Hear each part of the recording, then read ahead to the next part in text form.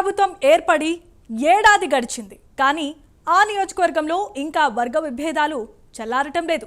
ఒకవైపు బీఆర్ఎస్ పార్టీలో గెలిచి అధికార పార్టీలో చేరిన నేత, మరోవైపు కాంగ్రెస్ నుండి పోటీ చేసి ఓడిపోయిన మరో నేత. ఇరు పక్షాల మధ్య పచ్చగడ్డి వేస్తే భగ్గుమనే స్థాయికి చేరిందా? ఎమ్మెల్సీ ఎన్నికల వేళ ఒకరిపై మరొకరు పార్టీ అధిష్టానానికి ఫిర్యాదులు చేసుకుంటున్నారా? ఆ ఇద్దరి నేతల మధ్య కార్యకర్తలు ఇబ్బందులు పడుతున్నారా? ఇప్పుడు ఆ నియోజకవర్గం రాజకీయం ఎందుకు అందరి దృష్టిని ఆకర్షిస్తోంది? ఇంతకీ అక్కడ ఏం జరుగుతోంది? What's the story?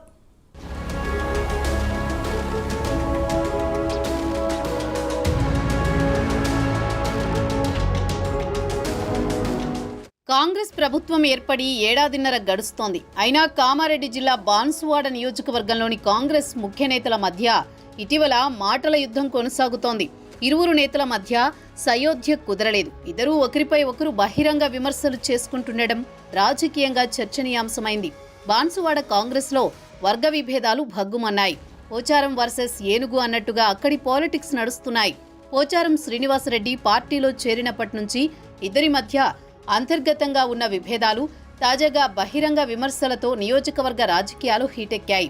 మొన్నటి అసెంబ్లీ ఎన్నికల్లో బాన్సువాడ నుంచి కాంగ్రెస్ అభ్యర్థిగా ఎల్లారెడ్డి మాజీ ఎమ్మెల్యే ఏనుగు రవీందర్ రెడ్డి బరిలో దిగారు. పోచారం శ్రీనివాసరెడ్డి బీఆర్ఎస్ నుంచి పోటీ చేసి గెలుపొందారు.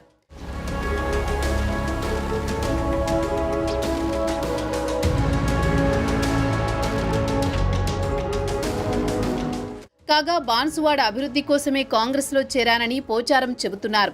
అయితే తమపై అక్రమ కేసులు పెట్టించిన ఆయనను పార్టీలోకి ఎలా తీసుకుంటారని ఏనుగు రవీందర్ రెడ్డి వర్గం ప్రశ్నిస్తోంది. అంతేకాకుండా అతని వర్గీయులు పార్టీ అధిష్టానానికి పలుమార్లు ఫిర్యాదులు చేసినట్టు టాక్ వినిపిస్తోంది. అయితే అసెంబ్లీ ఎన్నికల తర్వాత బాన్సువాడ కాంగ్రెస్ ఇన్ఛార్జిగా ఉన్న కాసుల బాలరాజ్, మాజీ ఎమ్మెల్యే ఏనుగు రవీందర్ రెడ్డి, కాంగ్రెస్ పార్టీలో చేరిన ఎమ్మెల్యే పోచారం వర్గీయులు గ్రూపులుగా విడిపోయినట్టు తెలుస్తోంది. కాంగ్రెస్ ప్రభుత్వం ఏర్పడిన వెంటనే కాసుల బాలరాజ్కి కార్పొరేషన్ పదవిని కట్టబెట్టింది. ఈ క్రమంలో ఎమ్మెల్యే పోచారం ఒక మెట్టు దిగి కాసుల బాలరాజ్ను కలిశారు. దీంతో బాలరాజ్, పోచారం ఒక వర్గంగా, ఏనుగు రవీందర్ రెడ్డి మరొక వర్గంగా మారడంతో అక్కడి రాజకీయాలు ఒక్కసారిగా వేడెక్కాయి.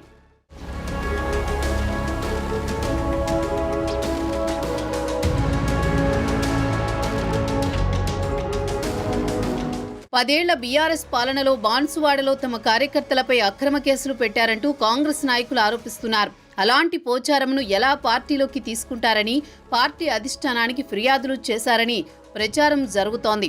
అయితే ఎల్లారెడ్డి నుండి వలస వచ్చిన మాజీ ఎమ్మెల్యే ఏనుగు రవీందర్ రెడ్డి తిరిగి వెళ్లిపోవాలని పోచారం వర్గీయులు బహిరంగంగానే చెబుతున్నట్టు తెలుస్తోంది.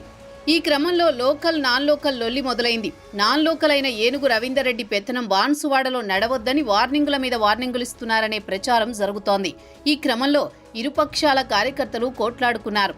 చివరికి వర్ణి ఠానాకెక్కారు. ఒకరిపై ఒకరు కేసులు పెట్టుకున్నారు. ఈ నేపథ్యంలో ఏనుగు వర్గం, పోచారం వర్గం నాయకులు ప్రెస్ మీట్లు పెట్టి మరీ పార్టీ పరువును బజారుకిచ్చారని ప్రజలు అంటున్నారు. ఇదే విషయంలో పార్టీ అధిష్టానం ఇద్దరు నాయకులను పిలిచి హెచ్చరించినట్లు గుసగుసలు వినిపిస్తున్నాయి.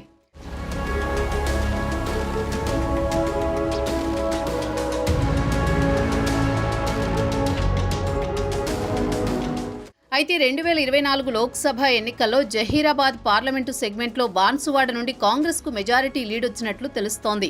దీంతో ఎంపీ నిధుల నుండి బాన్సువాడ నియోజకవర్గానికి 6,50,00,000 రూపాయలు ప్రొసీడింగ్స్ ఇచ్చారనే ప్రచారం జరుగుతోంది. విషయం తెలుసుకున్న ఎమ్మెల్యే పోచారం శ్రీనివాసరెడ్డి ఆ నిధుల విడుదల కాకుండా అడ్డుకున్నారని ఆరోపణలు వినిపిస్తున్నాయి. ఇదే క్రమంలో వర్ణి మండలం మోస్రాలో పోచారం వర్గీయులు సమావేశం ఏర్పాటు చేశారు. దీంతో ఎమ్మెల్యే పోచారం వస్తున్నారనే సమాచారంతో ఏనుగు వర్గీయులు ఎంపీ ఇచ్చిన నిధుల గురించి అడగడానికి వెళ్లారని పార్టీ వర్గాలు చెబుతున్నాయి. అయితే ఇరు వర్గాల మధ్య వాగ్వాదం చోటు చేసుకుంది. దీంతో పోలీసులు రంగంలోకి దిగి ఇరు వర్గాలను సముదాయించడంతో గొడవ సద్దుమణిగింది.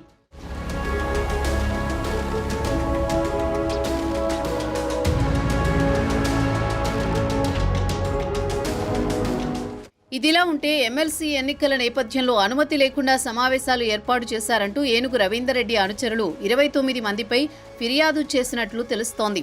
అదేవిధంగా ఎమ్మెల్యే పోచారం ఒత్తిడితోనే పోలీసులు అక్రమ కేసులు బనాయించారని కూడా ఆరోపిస్తున్నారు. ఇందులో భాగంగానే ఏనుగు రవీందర్ రెడ్డి ఆధ్వర్యంలో జిల్లా ఇన్ఛార్జి మినిస్టర్ జూపల్లి కృష్ణారావును కలిశామని వారు చెబుతున్నారు.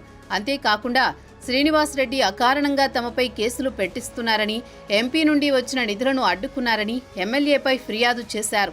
దీంతో ఈ విషయంపై CM Revanth Reddy PCC chief Mahesh Kumar దృష్టికి తీసుకువెళ్లి న్యాయం చేస్తానని మంత్రి జూపల్లి హామీ ఇచ్చారట. అయితే పార్లమెంటు ఎన్నికల సమయంలో బాన్సువాడ ఇన్ఛార్జిగా ఏనుగు రవీందర్ రెడ్డి ఉన్నారు. ఆయన నాయకత్వంలోనే అధిక మెజారిటీ వచ్చిందంటున్నారు ఏనుగు వర్గీయులు. తర్వాత పార్టీలోకి వచ్చిన ఎమ్మెల్యే పోచారం ఏం చేశారని వారు నిలదీస్తున్నారు. చివరకు 6.5 కోట్ల రూపాయలు ఎమ్మెల్సీ ఎన్నికల తర్వాత అయినా విడుదల చేయాలని ఏనుగు వర్గీయులు కోరుతున్నారు.